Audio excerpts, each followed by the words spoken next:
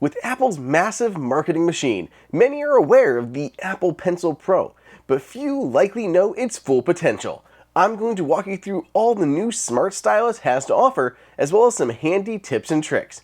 Apple Pencil Pro is the newest stylus from Apple, and its support is limited to the newest tablets, so far including the 2024 iPad Air and 2024 iPad Pros. It's not compatible with any earlier tablets, and this original Apple Pencil with Lightning won't work on the new iPad Pros or the new iPad Air. Pairing Apple Pencil Pro is effortless. Just place it on the landscape side of your iPad on its dedicated charging spot. It's denoted by this small off-color oval, which is where the wireless charging signal is able to pass through.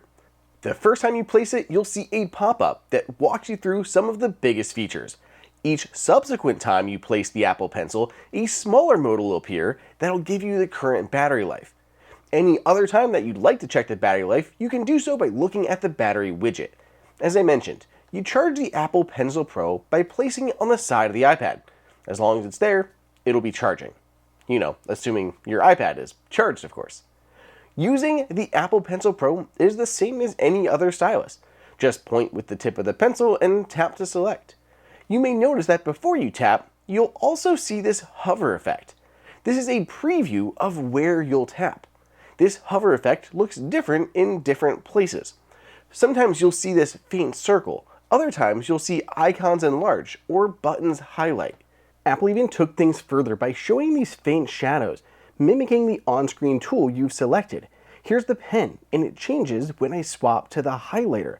It's such a cool little touch. You can use Apple Pencil Pro from anywhere. If your iPad is off, you can just tap the screen and it'll automatically wake up and create a new note for you to start writing or drawing. If you take a screenshot, you can tap on the image in the lower corner and annotate on it. And a swipe up from the lower right hand corner will initiate QuickNote. As you use Apple Pencil Pro, you'll notice that at times it'll vibrate. Apple added precision haptic feedback directly into the end of the stylus, giving you that physical sensation when something happens on screen. For example, as you snap an image to center, you'll feel it. It's very cool. Another new feature found in Apple Pencil Pro is a squeeze gesture. Apply gentle pressure and it will reveal a new on-screen palette tool, and it will be confirmed by some haptics. This is how you can easily switch tools, undo or redo an action, or change colors. Apple has its own palette, but different apps may present it differently. Procreate, for example, has an entirely different set of tools to choose from. This squeeze gesture can be customized too. You could use it to swap to the eraser automatically or even run a shortcut. This one's my favorite because you can do wild things like setting my good night scene in my house and turning off all the lights, locking the door, and closing the blinds. The squeeze gesture differs from the double tap gesture, by which you could switch your writing instruments by simply tapping the side of the Apple Pencil twice in quick succession. Just like squeeze though, it can be modified in settings, going between things like your tool and the last eraser, showing the color palette, ink attributes, or allowing it only when hover is in effect. Apple Pencil Pro includes tilt support. As you move the stylus up and down, it'll change the angle of your writing instrument. For example, writing with the tip of a pencil or shading with the side. There's also new barrel roll support, so you can rotate the orientation of the tool too. This will be previewed on screen thanks to hover support. It's great for pens and brushes especially. Over time, Apple has continued to add new features to the Apple Pencils via iPadOS. For example, when you draw in notes, your rough shapes can be converted to real shapes, and any text that you scribble can be converted into typed notes. I love how when you write something, it can also be copied. If you scribble down a name or a phone number, you can highlight it and copy it just like typed text. Another popular use is signing contracts. If you get a contract or a document via mail or files, or you can even scan one in, you can easily add your signature. A constant problem with Apple Pencil has been keeping track of it. Apple Pencil Pro solves that by integrating into the Find My app, similar to an AirTag.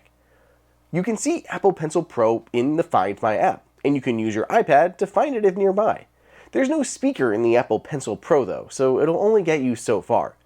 Unfortunately, it lacks some features here, such as left behind alerts. Maybe in a future software update? One last note on the Apple Pencil. It does have swappable tips. You just unscrew the nib and you can replace it should you ever get it damaged or it wears down. There are a lot of apps that have been optimized for Apple Pencil Pro. Here are just a few of my favorites. Procreate is an incredibly popular drawing app that Apple even featured during its presentation. It's been popular for a while, so this one may not come as a surprise. AstroPad Studio is another great app. It turns your iPad into a companion drawing tablet for your Mac. Apple's Freeform is also fantastic. This is great for storyboarding, note-taking, presentations, or general brainstorming. I don't use it all the time, but it does have a lot of useful features. QuickNote 6 is another great one, has been around for a long time. This latest update brings native support for the Apple Pencil Pro, including its own custom palette that I think looks great. Hopefully this gets you started on Apple Pencil Pro. Let me know your favorite tip or trick down below in the comments, and make sure you subscribe to the channel with notifications turned on so you don't miss Apple's latest devices.